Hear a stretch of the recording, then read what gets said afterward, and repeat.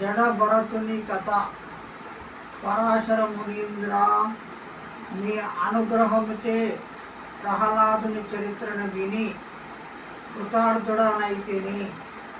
మున్ను భరతుడను రాజు సాలగ్రామ తీర్థమున యోగ విద్యా సంపన్నుడై విష్ణునారాధించియు ముక్తి నందలేదనియు విప్రుడై జన్మించననియు వింటివి.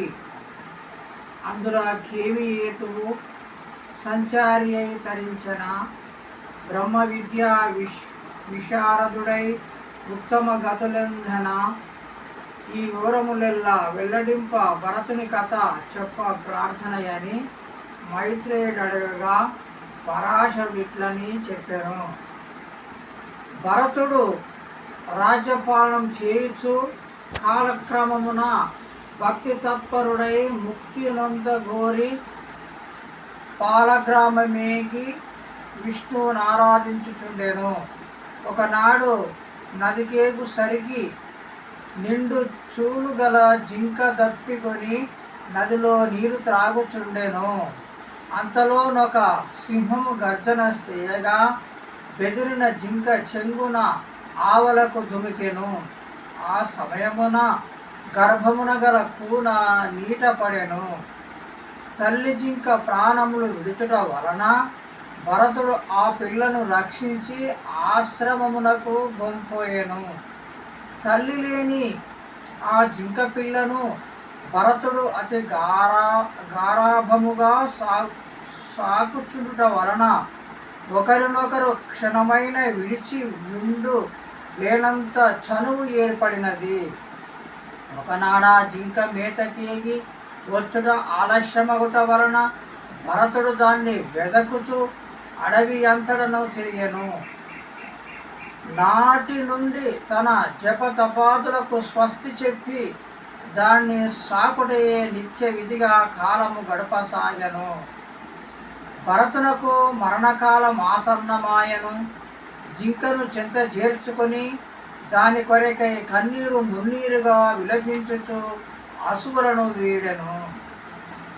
మరణించిన భరతుడు జింకయై పుట్టి పూర్వ జ్ఞానముతో సాలగ్రామముననే తిరుగుచు భక్తి తత్పరతతో కాలము గడిపి మరణించి ఒక ప్రసిద్ధ బ్రాహ్మణ కుటుంబమున జన్మించెను.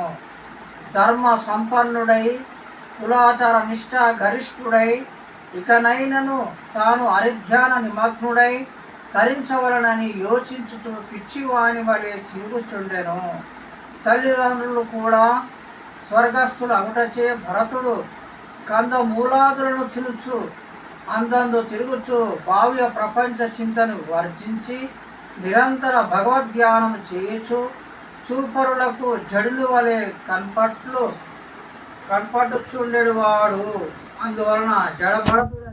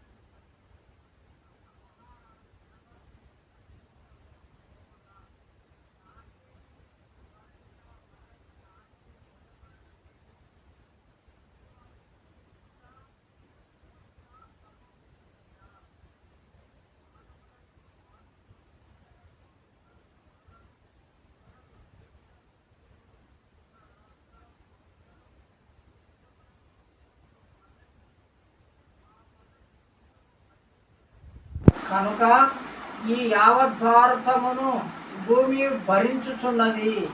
ఇది అంతయు కర్మవశమున కలుగు సుఖ దుఃఖముల భ్రాంతి మాత్రమే అని పలికి ఎప్పటి వలె మోయిచుండెను.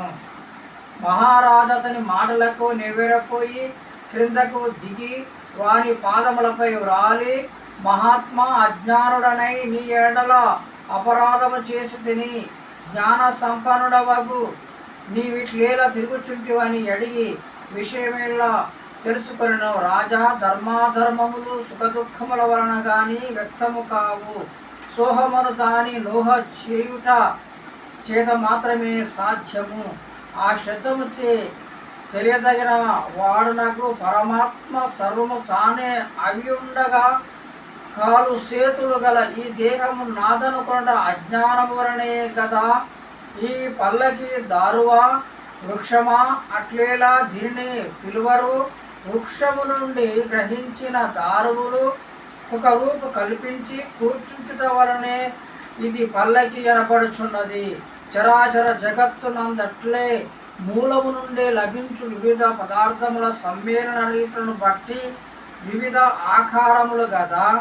అట్టి మూలముకు అఖండ పరమాత్మను గుర్తెరుగుంటే సదాజ్ఞానమనబడుచుండెను.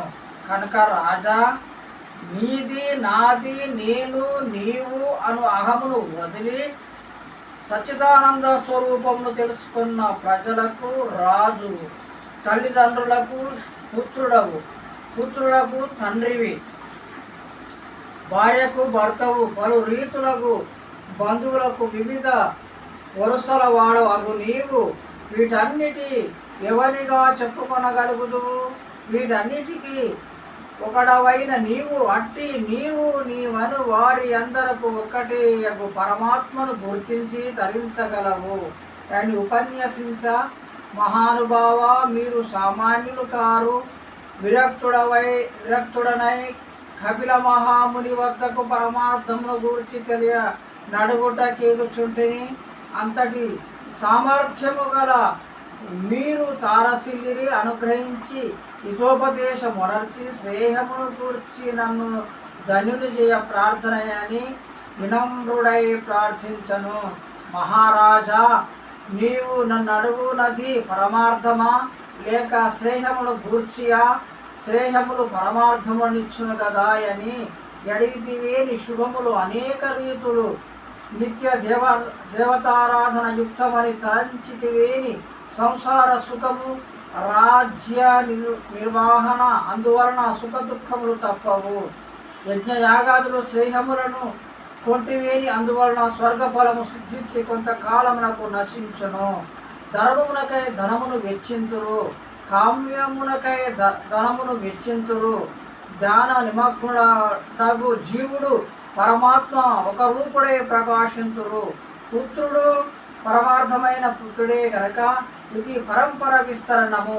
శాస్త్రార్థ జ్ఞానము పరమార్థమైనచో అది కర్మ పరమున గాని ఫలింపదు. రాజ్య సంపదలు పరమార్థము కొందమన్న అవి బలపరాక్రమ బుద్ధి చాతుర్య సంరక్షితములు. పరమార్థము మాయాతీతము, సర్వవ్యాప్తము, శ్రీకరము, నిర్గుణము, సృష్టి స్థితి లయములు లేనిది. వానిని అన్వేషించగలుగుటే మానవ జన్మ ధన్యత అని భరతుడు ఉపదేశించను. ఇది ఎల్లయూ అర్థమునర్చుకొన జాలక మహారాజు మౌనము వహించను. అంత భరతుడు రాజా, నేను చెప్పినదెల్ల నీకు బోధపడినట్టు లేదు. ఈ రహస్యములను వివరించు ఇతిహాసము చెప్పదను వినుము అని నిధాగా వృషభుల ఇతిహాసమును వినిపించెను. జై శ్రీమన్నారాయణ.